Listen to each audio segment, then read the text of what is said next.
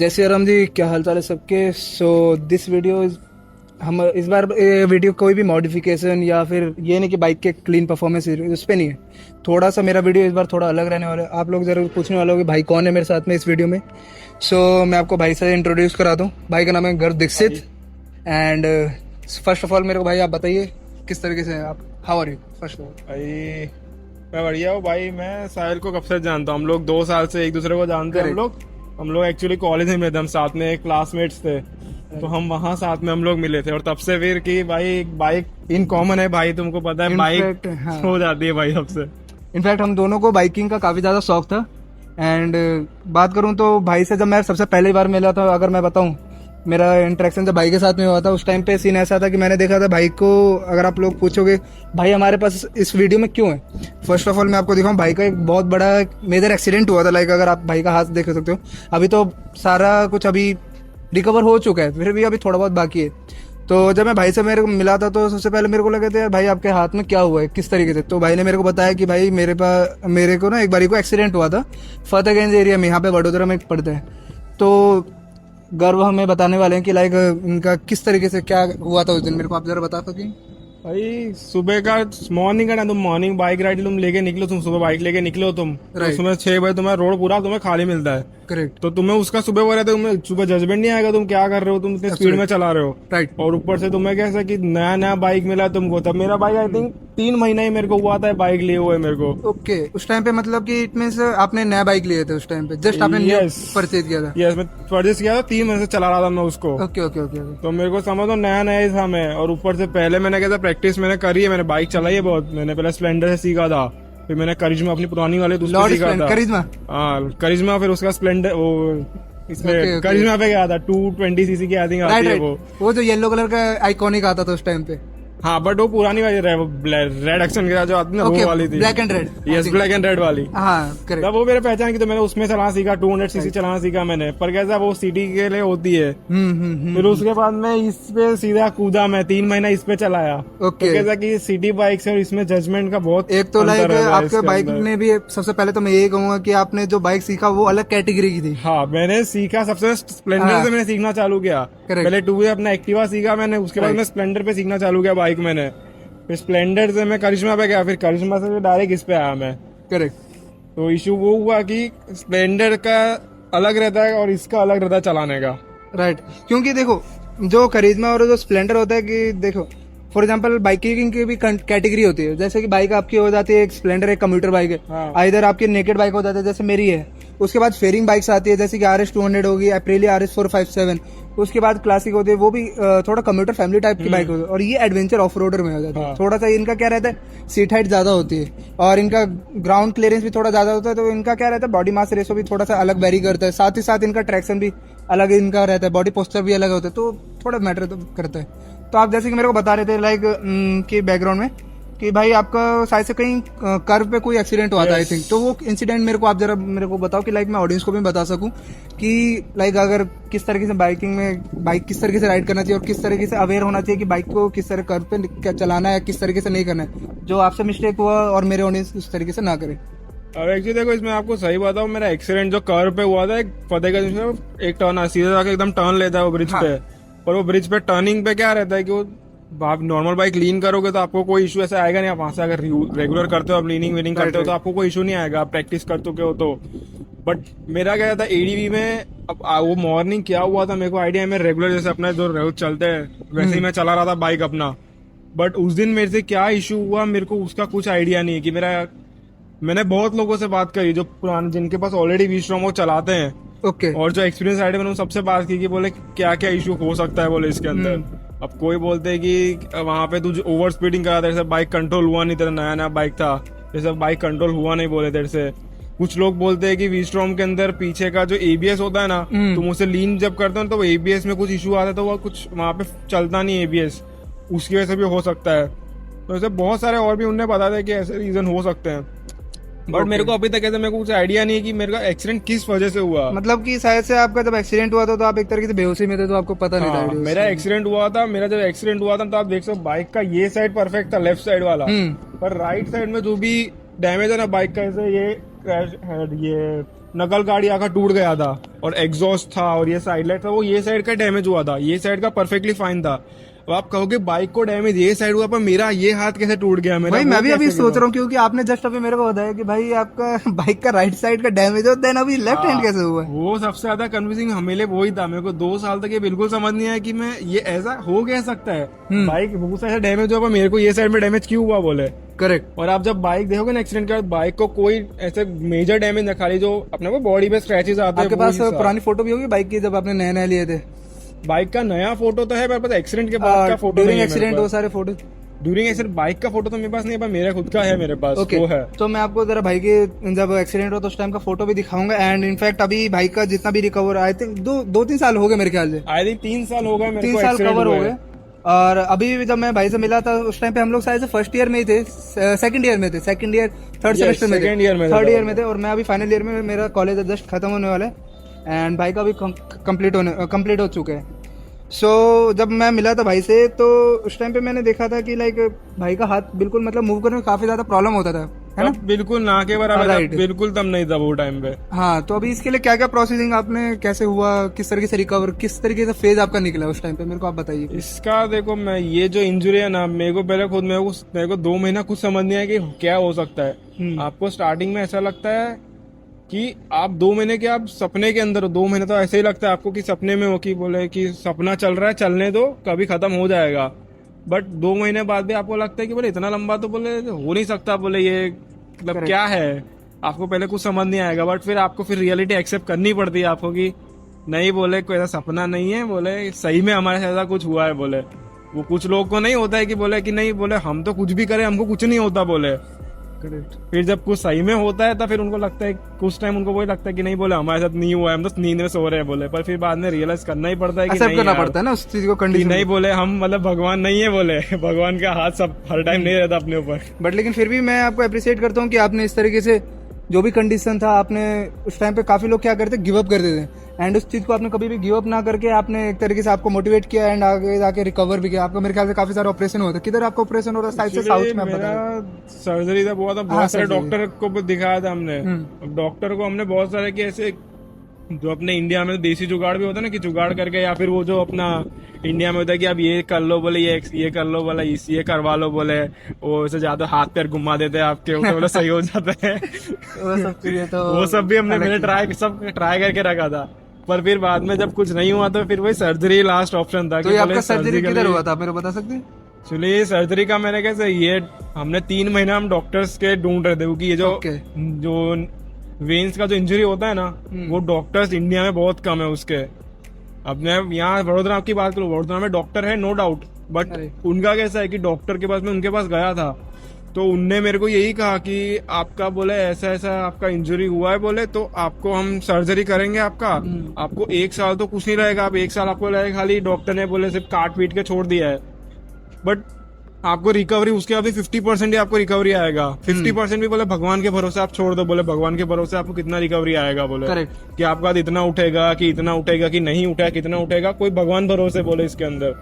तब अब कोई डॉक्टर आपको ऐसा बोलेगा कि बोले आपका रिकवरी भगवान भरोसे, तो आपको थोड़ी ट्रस्ट होगा उसके नहीं ऊपर। देखिए, एक्चुअली क्या सीन होता है ना, वो लोग भी कम से कम 99.9% तो जम्स को मारने के लिए भी डेटोल में बोलते ही, हाँ, 0.1%। तो पर लेकिन देखिए वो भी पॉजिटिव साइड में, पर लेकिन फिर भी वो कम से कम रहते हैं कि कहीं ना कहीं बाय मिस्टेक, गलती से भी गलती ना हो, हाँ। तो कहीं उनके ऊपर सारा टर्म ना हो जाए, तो उस वजह से भी वो करते हैं। बट लेकिन आपको एक तरीके से वो पॉजिटिव भी आपको एक तरीके से मोटिवेट ही करते होंगे, आई थिंक, जहां तक मेरे डॉक्टर्स को का लगता है। यही है, बट फिर आपको उनके टॉकिंग के मैनर्स पे होता है ना कि उन लोगों में कितना, डॉक्टर में कितना कॉन्फिडेंस है उनके, उतने उनने कितना ट्रीट किया है, तो बोले। मैं जानना चाहता हूँ कि जैसे कि अभी क्वेश्चन मेरा ऐसा है, लाइक आपका 3 सर्जरी परफॉर्म हुआ है, तो किधर हुआ है ये, कौन से स्टेट में आया? एक्चुअली हमने कोयम्बटूर में देखा था, अपने साउथ साउथ में है, में। केरला में कोयम्बटूर नाम का एक स्टेट है राइट, वहाँ पे। तमिलनाडु में आई थिंक ना। हाँ, तमिलनाडु में। तमिलनाडु में तमिलनाडु में वहाँ का बहुत बड़ा हॉस्पिटल है वो। आप वहाँ पे जाके देखोगे ना, वहाँ आपको पूरा टाइम भीड़ मिलेगी। ओके, वहाँ हॉस्पिटल का पे नेम बता ऐसा सकते हैं? कि गंगा हॉस्पिटल है उसका नाम, Okay. आप सर्च करेगा, बहुत बड़ा ऐसे हॉस्पिटल है वो। तो वहाँ पे कैसे स्पेशल होता है, तो जो मेरा केस है ना आम का, वहाँ पे वो महीने की 30 सर्जरीज करते हैं यहाँ पे वो लोग। ओके। तो वो डॉक्टर जो इतना एक्सपीरियंस है, उनसे कराऊंगा मैं कि इनसे कराऊंगा, वो नहीं, एक रहता तो है ना। एक्सपीरियंस से भी एक रहता है ना कि काफी सारे क्रिटिकल केसेस होते हैं, थोड़ा बहुत वो यूज टू होते हैं, लाइक उनको आइडिया होता है कि किस तरीके से परफॉर्म किया जाए इन सब चीजों पे। सॉरी, उनका टेक्निक कह सकते हो उनको, कि उनका टेक्निक है उनके पास कि उनको Right. कैसे करना है। तो वो ये कि वहां पे फिर हम डॉक्टर से मिले थे, तो उनके डॉक्टर के जो बात करने का स्टाइल था उनका था कि उनका नॉलेज जो था उनका, तो वो देख के फिर हमने नेक्स्ट डे में उधर मैं गया, हम लोग वहां पे विजिट के लिए गए थे कि हम यहाँ बड़ोदरा से वहां जाना मतलब बहुत, यहाँ से गुजरात 1800 किलोमीटर पड़ जाता है भाई। तो बड़ोदरा मैं भी से। आपको बता दूं कि भाई बड़ोदरा में ही रहते हैं, काफी टाइम से रह रहे हो ना आप लोग, तो मेरे ख्याल से आपका बचपन यही निकले हुए। हाँ, मैं बचपन से यही हूँ, मैं समझो ना, मेरे को अभी 13-14 साल से मैं यहीं रह रहा हूँ मैं। बचपन यही निकले। हाँ। तो पॉइंट पे आते हैं फिर से कि मतलब कि कोयम्बटूर में आपका सर्जरी परफॉर्म हुआ एंड तीनों वहीं पे परफॉर्म हुआ है सारे कुछ। यस, तीनों सर्जरी मेरे वहीं परफॉर्म हुआ। उनने मेरे को कहा था, वैसे जो डॉक्टर्स होते हैं इसका 1 टाइम सर्जरी करते हैं, क्योंकि इसका सर्जरी आई थिंक बहुत लंबा चलता है, 10 से 11 घंटा एक सर्जरी लगता है इसका। करेक्ट। तो वहां पे उनने कहा कि आपका 3 फेज में सर्जरी हमको करना पड़ेगा, कि एक सर्जरी अभी क्या, 2 सर्जरी आपका बाद में करेंगे, ऐसा उनने कहा। मतलब लंबा समझो ना, 2 साल मेरे को लग गया इसके अंदर सर्जरी में, मेरे को रिकवर होने में। पहला उनने सर्जरी किया मेरा, तो उनने मतलब मेरा पाँव में से उनने वेन सब निकाल के ऊपर डाला था उनने, मतलब समझो ना कि लेग्स में से वेन्स निकाल के Yes. आर्म्स में डाला गया। मैं बताऊं तो यहाँ में काफ के एरिया, तो यहाँ से पूरा लंबा निकाल के वेन्स मेरा यहाँ पे से ऊपर डाला था उनने।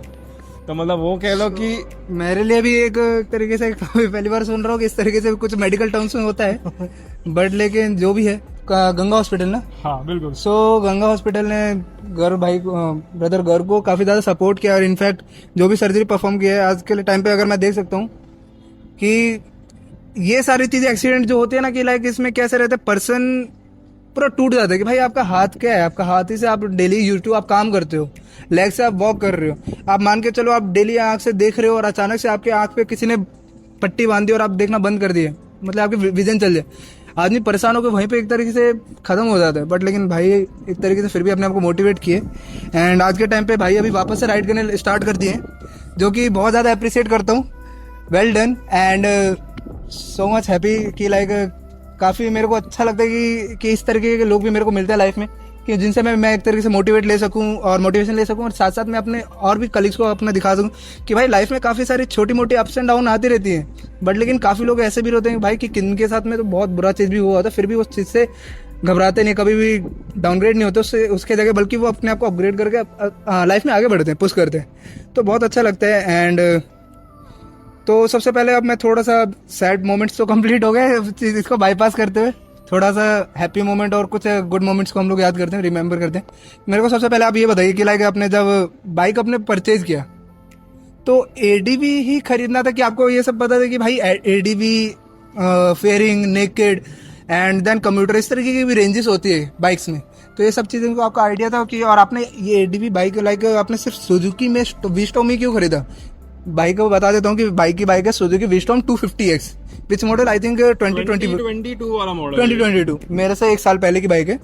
तो बट लेकिन कंडीशन देख लो कितनी मस्त चमका के रखी हुई है बंदे ने फिर भी ये चीज़ के लिए दाद देनी पड़ी। तो आप मेरे को प्लीज जरा बताइए कि आपने इस बाइक को ही क्यों परचेज किया? मैंने जब मैं नया था, एक्चुअली मैं जब 18 का हुआ था, मेरे को लाइसेंस मिला था, मैं स्प्लेंडर पे लाइसेंस निकलवाया था अपना मैं स्प्लेंडर लेके गया था हाईवे पे लाइसेंस निकलवाने। तो लाइसेंस मेरे को, वो लाइसेंस का नहीं, सबसे वो फर्स्ट मैंने, आप लाइसेंस बनवाते हो आपका, तो आपको पर्ची देते हैं वो लोग, नो कि आपको वो कार्ड ने आपको पर्ची मिलती है पहले 1 महीना की आपको। तो मैं पर्ची मेरे को मिली, मैं अगले दिन मैं हंटर के शोरूम पे चला गया, मैं रॉयल एनफील्ड के पास चला गया, मैं पहले मेरे को रॉयल एनफील्ड लेना था मेरे को, कि बुलेट में मेरे को पहले इंटरेस्ट था, कि बुलेट में लेते हैं। बुलेट। तो मैं तब हंटर तब नया आया, तो मैं वो पर्ची लेके मैं गया कि भाई मेरे को हंटर का टेस्ट ड्राइव चाहिए मेरे को। हाँ। उसको पर्ची देके मैं हंटर का टेस्ट ड्राइव लिया, चलाया, मेरे को बहुत अच्छा लगा, मजा आया हंटर में। उनसे बात क्या बोलते, आपको 4 महीना लगेगा बोले आपको डिलीवरी देने में गाड़ी को, वेटिंग पीरियड सो मच। तब भी 4 महीना, मेरे दोस्त ने लिया, अभी भी 4 महीना उसको कह रहे तो तब मैंने एक्चुअली हंटर, जब मैंने टेस्ट लिया था तब मैं और भी देख रहा था, मैं यामा के पास भी गया था, मैं R15 मैंने चेक किया था वो टाइम पे, पर मेरे को तब यामा का मेरे को टेस्ट ड्राइव मेरे को तो मिला नहीं था उसका, उन्होंने बोला कि बाद में बताएंगे जब। विच बाइक? यामा का कौन सा? ओके, आप R15 पे की तरफ भी गए थे इनफैक्ट। तो मैं उस फेयरिंग के पास, तो मैं शायद से मैं जान सकता हूँ कि शायद से आपको उस टाइम पे आइडिया नहीं होगा मेरे ख्याल से, अगर मैं गलत नहीं बोलूँ, कि आपको कैटेगरी का आइडिया नहीं था कि था? मेरे को कैटेगरी का आइडिया था, बट कैसे तब मैं यूट्यूब पे देखा था बाइक के जो अपने कंपैरिजन जो आते थे ना बाइक के, कि ये बाइक का, तब मेरा क्या, मैं टॉप स्पीड के पीछे पागल था तब मैं, कि बोले कौन सी बाइक सबसे ज्यादा तेज लेके कॉमन थिंग्स डिस्क्लेमर दे देता हूँ, कभी भी आप टॉप स्पीड आइदर कभी भी मॉडिफिकेशन ये सब चीजें आप पीछे मत भागो, आप पहले गाड़ी को समझो भाई कि आपकी बाइक किस तरीके से बिहेव करती है, डिस्क्लेमर मैं आपको दे दूं, भाई तो उस टाइम पे यंग थे, मैं भी यंग था, बट लेकिन मैं टॉप स्पीड के पीछे नहीं भागा। मेरे भैया के पास ऑलरेडी एनएस थी, एंड पूरी फैमिली में सबके पास पल्सर बजाज की बाइक थी। मेरे पापा के पास डिस्कवर है, इनफैक्ट ऐसे मैंने कभी आज तक दिखाया नहीं बाइक, अभी थोड़ा सा रिकवर करने, वो साइड की बात है। पर लेकिन भाई ने थोड़ा बहुत, तो ठीक है चलो, ये तो गर्म खून कह सकते हैं। ओके, तो मतलब वही था, वो टाइम पे टॉप स्पीड के पीछे पागल था कि मैं यूट्यूब पे देखा कौन सी बाइक की मैंने 3-4 बाइक शॉर्टलिस्ट करी थी। मैंने यामा की R15 मैंने शॉर्टलिस्ट करी थी, ओके, और मैंने आई थिंक एक और भी मेरे को तब याद नहीं, मैंने तब और आपको भी यहाँ पे बाइक्स फोटो भी देखी लगा थी देता हूँ कि R15 थे, और सेकंड और कौन सी फोटो, एक तो R15 100 350 हुई। सबसे पहले 100 देखने गया था मैं, 100 then उसके बाद R15 देखने गया था मैं, और उसके बाद आई थिंक उसके बाद मैं आई थिंक हाँ जिक्सर भी देखने गया, जिक्सर 250 है ना अपना। ओके, इसी की सुजुकी की जिक्सर भी आती थी आई थिंक, हाँ। वो फेरिंग वाली आती, फेरिंग वाली बाइक भी देखा था। ओके, मैं आपको फोटो अटैच करूंगा। एक्चुअली मैं फेरिंग वाली बाइक देखने गया था। मैं 4 से 5 बाइक देखी थी मैंने वो टाइम पे। तो आई थिंक मैंने अपाची भी था, मैंने किया था कि अपाची भी ले सकते, जो आरटीआर गांव में अपाची आती है। हाँ वही तो, मैंने अपाची भी देखी था, मैंने कि अपाची भी सोची थी मैंने। ओके, तो फिर मैं सोचा तो बाइक देखने जाते, तो मैं उधर जिक्सर 250 देखने गया था। जिक्सर 250 अपनी है ना, फेयरिंग वाली, फुल फेयरिंग वाली। राइट आगे, तो मैं वो देखने गया था, मैं उसका पता वता कर रहा था, और वहीं बाजू में ये खड़ी थी वहां पे ब्लैक कलर में। तो मेरा आंख वही गया कि बोले ये बाइक बहुत बढ़िया दिख रही है, बोले ये क्या है, बोले ये चीज। उसका सीन भी ऐसा है ना कि देखो, अगर आप विस्टॉम को आप देखो, एक विस्टॉम में 800 सीसी भी आती है। मैं अगर रॉन्ग हो साइड से अगर मैं अगर गलत ना हो तो साइड से इसमें 700 से लेकर 1000 सीसी वाली बाइक भी आती है आई थिंक। तो उसका सीन कैसा रहता है ना, अगर आप 250 भी देख रहे हो, same design proportion, same headlight structure, like थोड़ा सा हेडलाइट उसका थोड़ा पोर्शन अगर थोड़ा चेंज है, माइनर लाइक 19-20 के अंदर फर्क पता चल रहा है, थोड़ा ब्रॉड एंड साइज है और थोड़ा बल्की लगती है, वो बल्की ज्यादा लगती है, पर लेकिन डिजाइन प्रोपोर्शन तो उसी पे मैच है ना। डिजाइन अभी लाइक हम लोग संडे राइड पे गए थे गैलोप्स, ठीक है। तो भाई मेरे को अभी एक इंसिडेंट बताते हैं कि कभी भी भाई अगर हाईवे पे ये बाइक लेकर चलते हैं तो इनको रिएक्शन मिलता है कि भाई ये कितने सीसी की बाइक है, इस तरीके से आते हैं। अभी मेरे को लास्ट वीक में पता हूँ, मैं लास्ट वीक यहीं से सिटी अभी में जा रहा था। हाँ, सिटी में जा रहा था मैं, सिटी में तो मैं शांति में तो इधर कोने में चला रहा था मैं, शांति से मेरे को फ्लाईओवर पे जाना था। तो एक बाजू में से अंकल आता है, आई थिंक वो 60-70 ईयर्स के अंकल थे, आई थिंक स्प्लेंडर पे थे वो। तो मेरे को आके पूछते કેટલા સીસી ની બાइक છે, मतलब कितने सीसी की बाइक दे रही है, गुजराती है। हाँ, वो आगे पूछते हैं કેટલા सीसी की बाइक है तुम्हारी। तो मेरा हेलमेट वाइजर ऊपर करके बोले 250 सीसी है, मतलब 250 सीसी की बाइक है मेरी। तो बोलता बहुत बढ़िया, और फिर आगे निकल गया वो। अंकल भी शौक होंगे। बोला बहुत बढ़िया। सिनेरियो ऐसा होता है कि देखिए बाइक का प्रोपोर्शन, लाइक ये भी इंस्पायर्ड है। आप अगर आप देखते हो काफी सारे बाइक्स क्या करते हैं ना, एक तरीके से इंस्पायर्ड बाइक्स बनाते हैं, तो ये भी इंस्पायर्ड है। पर फिर भी एक कैटेगरी में सबसे सुपर बाइक मेरे को अभी भी लगती है, लाइक बहुत अच्छा एडवेंचर के बाइक के हिसाब से। उस टाइम पे आपको उस प्राइस मेरे को बता सकते हो कितने मिलेगा था आपने? एक्चुअली तब मैंने इसका देखा, तब उनने कुछ ऑन रोड 2,30,000 या 2,40,000 का तब ऑन रोड पड़ रहा था मेरे को। ओके, वो टाइम पे तो वही डिस्काउंट सब लगाने के बाद मेरे को 210 ऐसा कुछ का 2-10 लाख का मेरे को इसका पड़ा ऑन रोड, 2-2.25 लाख के आसपास। हाँ। ओके, मतलब इसका ऑन रोड 2.40 पड़ता है, 2.40 लाख। बट आप वो डिस्काउंट उसका 2 दिन अलग अलग डिस्काउंट बोलते हैं, ये आरसी बुक लेके आओ ये लो तो आपको और 10-15 हज़ार डिस्काउंट मिल जाएगा। तो वो लगाने के मेरे को 2.10 में ऑन रोड मेरे को पड़ी थी, 2.10 में ऐसा सब कुछ मिला के मेरे को 2,500 के समझो पड़ गई मेरे को, सब कुछ मिला के जो भी आफ्टर परचेस होता है ये वो सब करके। ओके, सो अभी हम लोग दूसरे टॉपिक पे आते हैं कि ठीक है। तो अब मेरे को एक चीज़ जानना चाहता हूँ, जब आप बाइक लेकर आए थे उस टाइम पे, तो आंटी का रिएक्शन कैसा था? उनको पता था कि आप यही बाइक ले रहे हो कि ऐसा कि आपने अपने हिसाब से लिया है? एक्चुअली तब क्या, मैं जब जिक्सर देखने गया था, जब मैं जिक्सर 250 था, मम्मी के साथ ही गया था मैं, मम्मी के साथ ही तब गया था। तो उनने वही जिक्सर देखी, जिक्सर में मैंने टेस्ट ड्राइव लिया। तो जिक्सर का क्या इशू था, मेरा हाइट 6'2" है, और जिक्सर का टोटल हाइट मेरे इधर तक आ रहा था, मतलब समझ लो कितनी छोटी होगी मेरे सामने वो। तो मेरे को वो मोमेंट में को लगा नहीं यार जिक्सर तो नहीं रह सकता मैं, उसका हाइट बहुत छोटा है उसका। करेक्ट। फिर मैंने ये वाला बोले कि इसका टेस्ट ड्राइव लेते। उसने मेरे को पहले उसने बोला, जो वहाँ पे सेल्स पर्सन होता है ना, कि बोले आपको देखना तो आप एक टेस्ट ड्राइव लेके देखो, बोले इसके आपको कैसा लगता है। तो मैंने वही टेस्ट ड्राइव लिया, और टेस्ट ड्राइव लेने के बाद मेरे को कि नहीं भाई यही लेनी है, पूरा अलग फील है, मैंने आज तक ऐसा कुछ फीलिंग लिया नहीं, बोले मेरे को यही लेनी है मेरे को अभी है। करेक्ट। तो उसके बाद से बस मेरे को वही कि बोले मैं कुछ भी लूंगा यही लूंगा मैं। मीन्स आंटी को ये चीज पता था कि आप यही बाइक ले रहे हो क्या, ऐसा कुछ? हाँ उनको पता था, और उनको कि हाँ कि ठीक है पता था बाइक ले रहे हो। वही जिक्सर देखने गए वहाँ पे, तो फिर तो बोला विस्टॉम ही ले रहे हो, आपको आंटी को पता था मतलब कि? हाँ। फिर वो बाद में थोड़ा बहुत बात हुआ हमारा, तो फिर बोले कि फिर यही बाइक मैं ले रहा हूँ, मेरे को यही लेनी है बोले उसके बाद। तो फिर यही वाली फाइनल की, और फिर यही वाली फिर मैंने ले ली मैंने फिर उसके बाद। सुपर। तो अभी जब पहली बार आंटी इस पे पीछे बैठी होंगे पिलियन के तौर पे, तो कुछ रिएक्शन था उस टाइम पे? अरे कुछ रिएक्शन के बाद छोड़ो, चढ़ने में सबसे बड़ी दिक्कत आती है। मैं खुद इस बाइक को अभी मैं थोड़ा सा मूव करके लेकर आ रहा हूँ, मेरे लिए भी थोड़ा सा क्या है, टो पे आ रहा है, एंड पे थोड़ा सा होता है, पर लेकिन मैं पिलियन के हिसाब से मैं जानना चाहता हूँ आंटी का कैसा रिएक्शन था कि क्या भाई कि मैं बैठूंगा नहीं इस तरीके चढ़ने में, बोले कि मैं चढ़ू कैसे इसके ऊपर, मैं सबसे पहले तो उनका वो रहता है कि चढ़ना कैसे इसके ऊपर, बोले इतना चढ़ने में उनका फिर पाँव में वो हो जाता है कि बोले ये हो गया, करेक्ट, वो हो गया। सबसे पहले तो वो चढ़ने गए ना, तो पाँव यहाँ ठाक रह के उनका पीछे पाँव घुस गया यहाँ पे। बाइक में लगता है चलो ग्रैब रेल में काफी ज्यादा दिक्कत होता है। मेरे बाइक में भी अगर आप देखो तो मैंने ग्रैब रेल हटा दिए, लोग बोलेंगे भाई लुक के लिए हटाया बंदे ने, पर राइडर का पेन नहीं समझ पाओगे शायद से, कितनी बार मेरे पैर के नसों में लगी है जोर जोर से, और वो ऐसा नस होता है ना कि ये वाली मेरे को वो इतना दर्द होता है कि क्या बोलूं। और मेरा बाइक का क्या है, थोड़ा पहना एकदम नुकीला, तो लगता है इसलिए मैंने निकाला। वो बात तो सही है। तो वही है कि उनको पहले मैं तो पास में ले गया था कि उनको पास में कुछ काम से जाना था, तो मैं वही लेके गया था।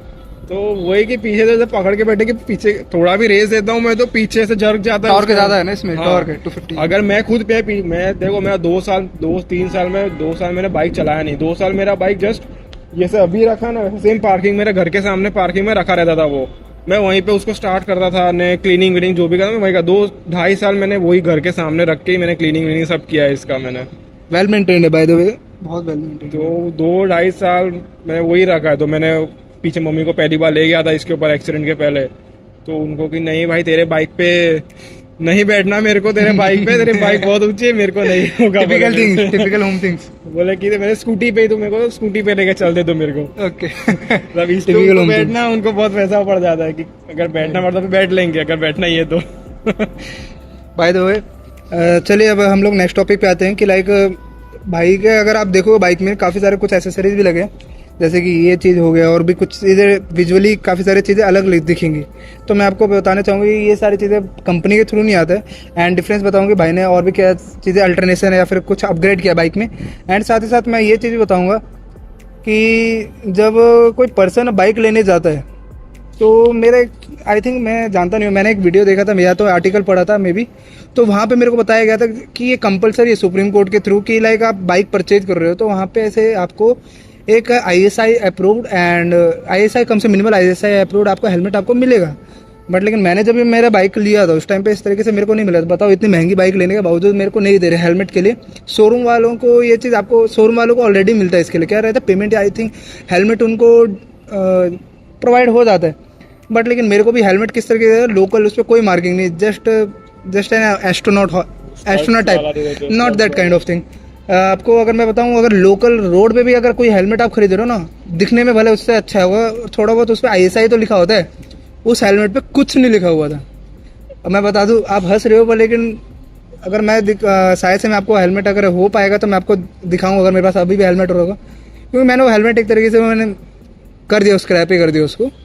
तो ये चीज़ें हेलमेट के लिए सबसे ज़्यादा प्रॉब्लम होता है, क्योंकि ब्रदर को जब हेलमेट मिला था, स्टड्स का एक हेलमेट मिला था आई थिंक। ये स्टड्स का हेलमेट तो अपना जो लोकल वाला जो रोड पे मिलता है ना, वही आप कह लो कि उसके अंदर ना पैडिंग था उसके अंदर, और पूरा ऐसे ऐसे हिलता था वो, मतलब ऐसे ही कह लो वाला। मीन्स जब भी आप इतना कॉस्टली बाइक खरीद रहे हो, कम से कम यार मैं ये कहूँगा कि आप थोड़ा सा पेमेंट आप ले लो, पर लेकिन काफ़ी सारे पर्सन आइदर या फिर कोई भी बायर होता है तो आप उसको कम से एक प्रॉपर एंड सेफ्टी रेटिंग के साथ में आप उसको हेलमेट तो प्रोवाइड कराओ।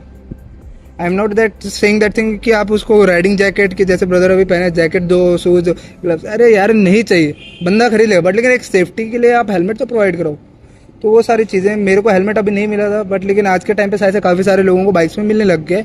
एंड कुछ कंपनीज या शायद शोरूम का दिक्कत आता है कि शोरूम प्रोवाइड कराती है, लोकेलिटी पे फ़र्क पड़ता है।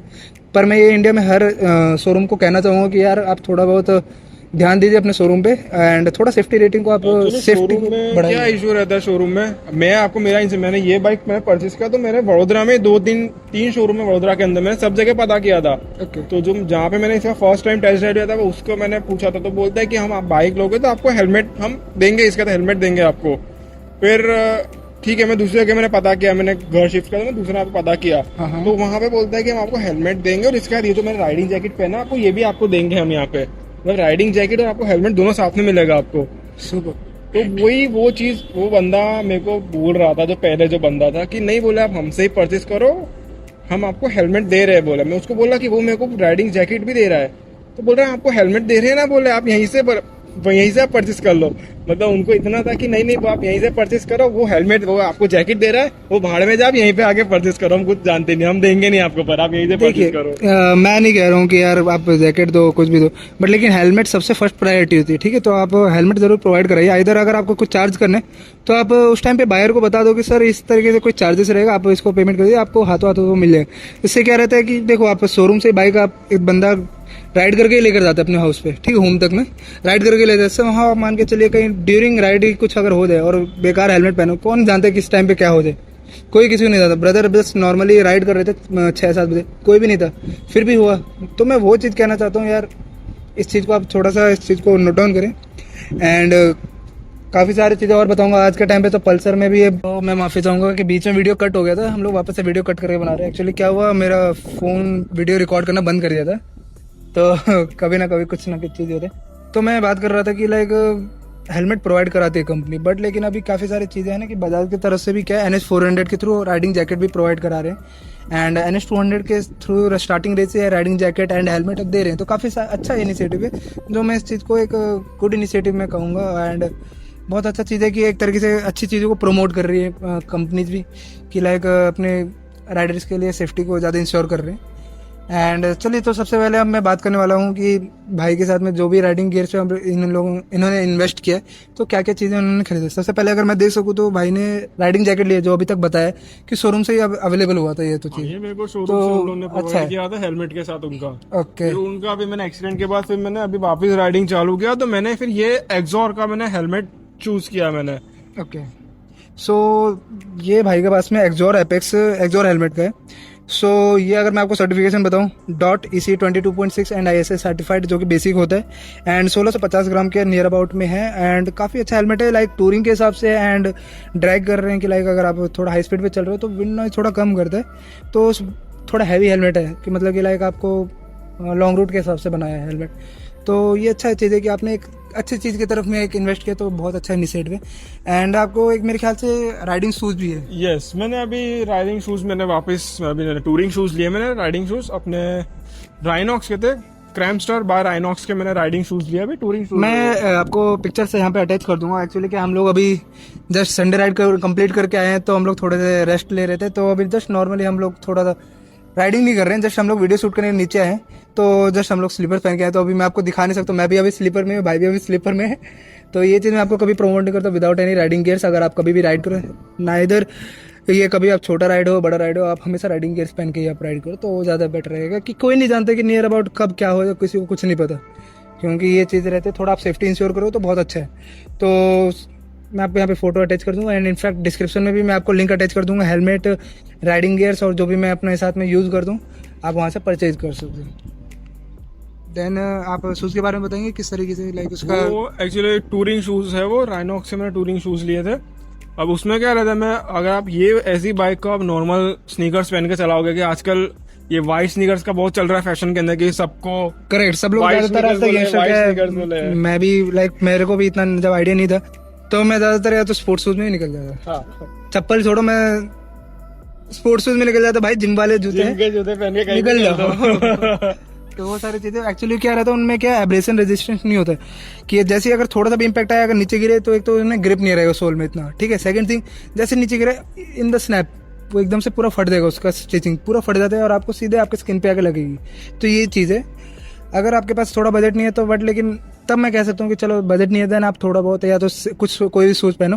बट लेकिन अगर आपके पास बजट है, कोई ऐसा कुछ मनी क्राइसिस नहीं, आइदर मैं money crisis, sorry my terms, अगर आपके पास कोई इशू नहीं है कि लाइक आप परचेज कर सकते हो, आप वेल एफिशिएंट हो, आप कर सकते हो, ठीक है, देन आप थोड़ा सा इन्वेस्ट करके आप राइडिंग गियर्स में लाइक आप राइडिंग शूज या फिर इस तरह के कुछ बेसिक चीज़ें आप जरूर इसको परचेज करो, आपकी सेफ्टी को इंश्योर करता है।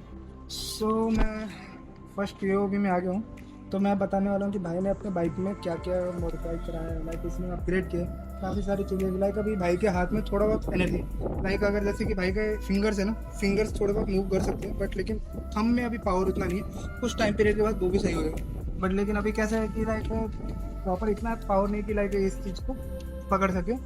तो मेरे को आप धीरे धीरे बताइए कि अपने बाइक में क्या क्या काम करा है। मॉडिफिकेशन पे आता है। सबसे पहले इसे मॉडिफिकेशन में आपको इसे बता सकता हूँ ना मैं। अब सबसे पहले आप मेरे को बताइए कि सबसे पहले तो इसे मॉडिफाई मैंने कराया था ना, जब बाइक चलाने के स्टेज 1 की बात है। सबसे पहले मैंने पावर नहीं था, मैंने सबसे पहले यहाँ पे क्लच लीवर मैंने यहाँ पे इंस्टॉल किया। यहाँ पे देखो, अब यहाँ पे आप देख सकते हैं इसके अंदर कि मैंने यहाँ पे क्लच ओके लीवर मैंने यहाँ पे लगवाया है ब्रेक लीवर मैंने। भी है एंड क्लच के लिए भी, हाँ। एंड इसके लिए अलग से सेपरेट केबल जा रहे हैं। यस, ये मैंने पूरा घर पे ही कस्टम किया। हमने घर के बाहर खड़े खड़े ही हमने घर पे खुद ही किया था, घर के बाहर से कहीं लेके नहीं गए इसको हम लोग। तो हमने यहाँ पे आगे फ्रंट ब्रेक जैसा होता है, और यहाँ पे एक तो तीसरा लीवर है जो अपने क्लच का है। मेन क्लच वही चलता है अपना। अगर उसमें आपको पता है कि आप क्लच प्रेस करें तो ही आपका इंजन स्टार्ट होता है, तो मेरे को वो क्लच दबाना पड़ता है तो मेरा इंजन स्टार्ट होता है मेरा। तो मैं स्टार्ट तो उससे ही करता हूँ। फिर सबसे पहले अपने क्लच लगाया था, जो मैंने पूरा कस्टम राउटिंग करके नीचे अपने लगाया है। सबसे पहले क्लच लगवाया था। मेरे ख्याल से आपने प्लेसिंग इस तरीके से टाई किया हुआ, हाँ, थोड़ा इंडियन जुगाड़ वाली चीज है। अभी फिलहाल जुगाड़ पे चल रहा है, पर अभी थोड़ा मैं थोड़ा ट्राई करता हूँ, कहीं ना कहीं से मैं भी थोड़ा करता हूँ कि इसको प्रॉपर एकदम क्लीन लुक इसको करा सकूँ। ट्राई करता हूँ, मेरे को भी थोड़ा दिमाग लगाना पड़ेगा, पर लेकिन मैं ब्रदर का हेल्प करूँगा। सो मैं जहाँ तक देख सकता हूँ ये भी फंक्शनिंग में वर्किंग में, एंड साथ साथ ये भी है, अगर आप कोई नॉर्मल बंदा है लाइक मैं चला रहा हूँ तो भी बाइक राइड कर सकते हैं। बट लेकिन बाइक के लिए क्या है कि राइट हैंड से ही अपने को यूज करना है, और थोड़ा सा लेफ्ट हैंड में पावर थोड़ा कम है, बिकॉज अपना क्या है शायद से आई थिंक आपने बताया था थंब में आपको थोड़ा पावर। यस, मेरा थंब में पावर नहीं आता, तो मेरे को जो भी है मेरे को राइट हैंड से ही करना पड़ता है। जो इंडिकेटर हो गया, पास लाइट हो गया, ये हॉर्न हो गया, मेरे को सब राइट हैंड से ही करना पड़ता है। यहाँ पे लगाया है। यस, तो मैंने वही कि मैंने पहले स्टार्टिंग में सबसे पहले क्लच लीवर से अपना स्टार्ट किया था, अपना क्लच लीवर से। और फिर उसके बाद मैंने ये अपना क्रैश गार्ड मैंने इसके अंदर इंस्टॉल करवा था, मैंने परचेज किया था। ये मोटोटॉर्क की तरफ से क्रैश गार्ड आता है, टॉर्नेडो क्रैश गार्ड। तो मैंने मोटोटॉर्क से अपना इसके अंदर क्रैश गार्ड सबसे पहले मैंने वो लगवाया था।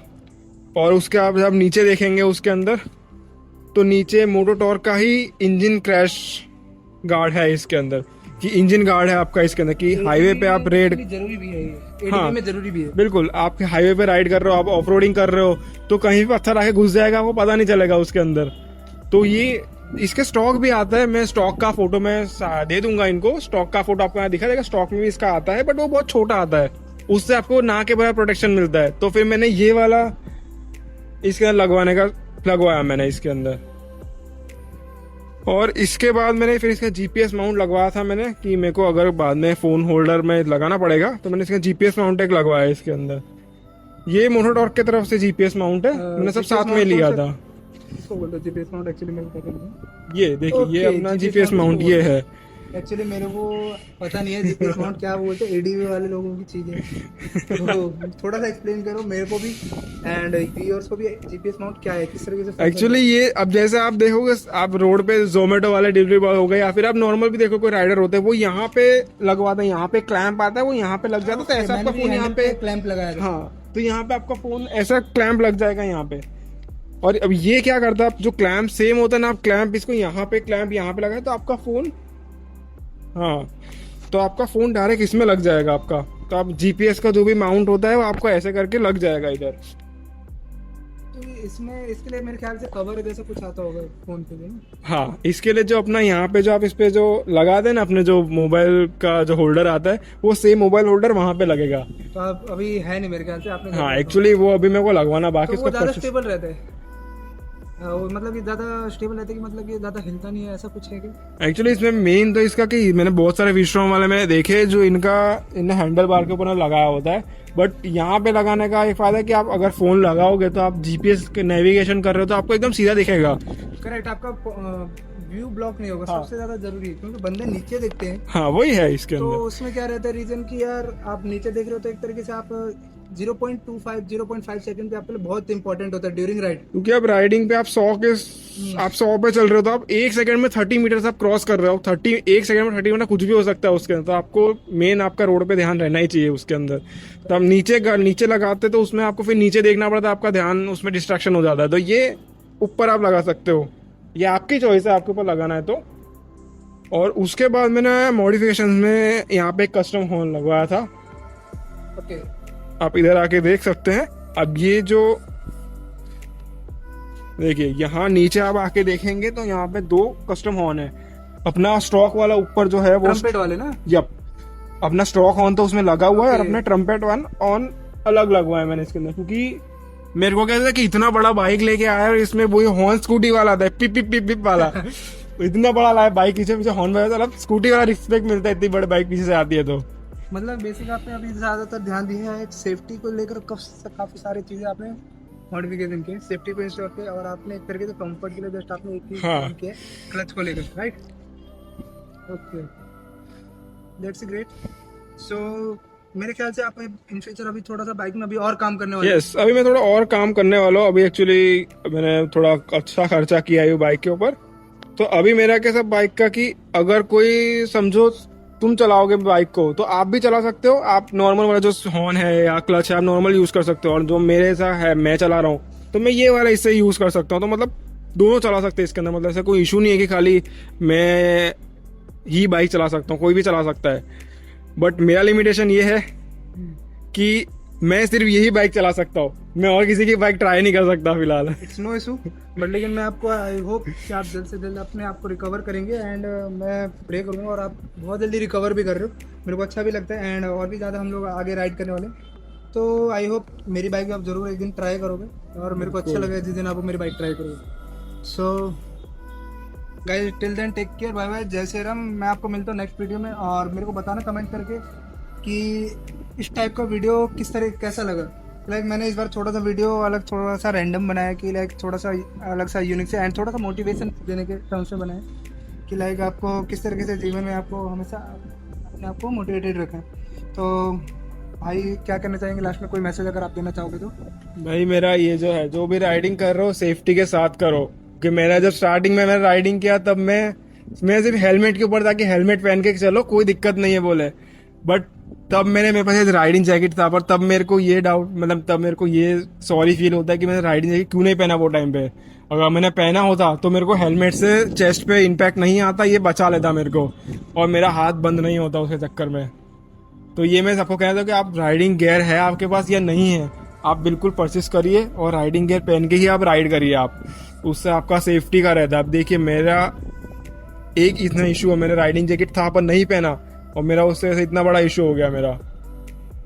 तो यही कहना चाहता हूँ कि आप सेफ्टी के साथ राइडिंग करो, आप कभी भी करो तो भाई की तरफ से गुड मैसेज आपको एक तरीके से मिलता है, एंड मोटिवेशन वाली चीज़ें हैं, काफ़ी सारी चीज़ें आपने इस वीडियो में कुछ अगर अच्छा लगा हो पार्ट तो आप कमेंट में ज़रूर बताना।